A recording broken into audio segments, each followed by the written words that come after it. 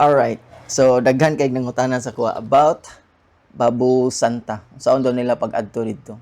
Now, ang Babu Santa na ay 3 ways to get there. Number 1 and number 2 if you are from Davao City, and number 3 if you are from Samal Island. Number 1 is ang island hopping. An average siguro mga 1,000 siguro ang bayad karon. So depende na sa company no kung pila ilahang bayad. So isa sa mga stops nila kay ang Babu Santa. So that is the smoothest option para sa imuha kung gusto ka magmadto og Babu Santa. Well, number 2, if you want to stay longer sa Babu Santa. So from Santa Ana Wharf, musakay ka og boat, then mato kag Talikod Island, and then from Talikod Island musakay ka og Bao-Bao padung sa Babu Santa. Ang pamasahe 100 lang per person. And number 3, kung taga Samal Island ka, mo ni pinakasayon para si muha, dali ra jud kayo.